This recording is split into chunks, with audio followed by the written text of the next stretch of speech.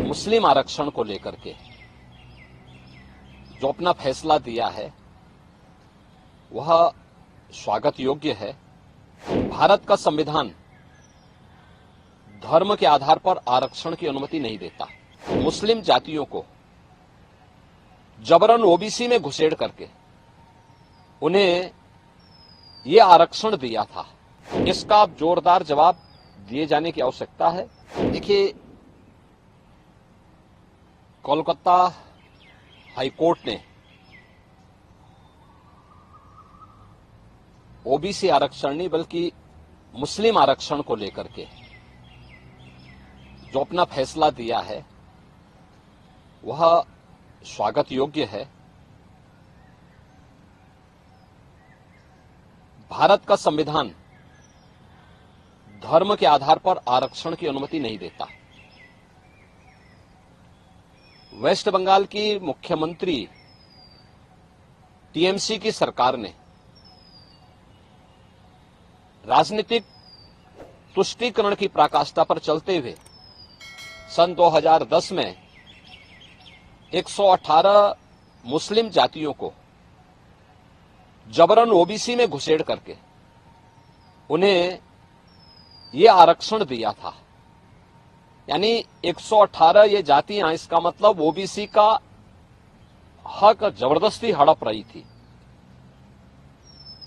और इसी असंवैधानिक कृत्य पर माननीय उच्च न्यायालय कोलकाता ने टीएमसी गवर्नमेंट के फैसले को पलटा है और एक जोरदार तमाचा मारा है। यह कार्य असंवैधानिक था और इसको अनुमति नहीं दी जा सकती है। स्वाभाविक रूप से बाबा साहब भीमराव अंबेडकर ने भी देश के संविधान सभा में इस बात को कहा था, बार बार कहा था। आरक्षण भारत के अंदर अनुसूचित जाति जनजाति के लिए और मंडल कमीशन के बाद ओबीसी के सामाजिक और आर्थिक पिछड़ेपन को ध्यान में रखते हुए यह आरक्षण की व्यवस्था की गई थी।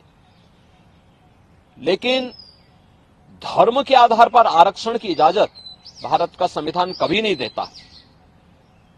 और बाबा साहब भीमराव अंबेडकर ने इसके लिए बार बार देश को वार्न किया था कि धर्म के आधार पर भारत का विभाजन हुआ था। हमें फिर से कोई ऐसी स्थिति नहीं पैदा करनी चाहिए जो उस देश को विभाजन की ओर धकेले। और मुझे लगता है कि यह फैसला एक नजीर बनना चाहिए। यह फैसला जो कर्नाटक के अंदर कांग्रेस की सरकार ने ओबीसी के अधिकार पर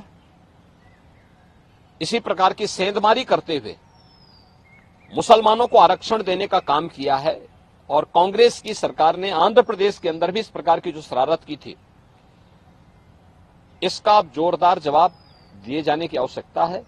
और मुझे लगता है कि किसी भी प्रकार के उस कार्य को जो असंवैधानिक हो, भारत के विभाजन की आधारशिला रखने वाला हो, भारत को कमजोर करने वाला हो, उसको कतई स्वीकार नहीं किया जाना चाहिए।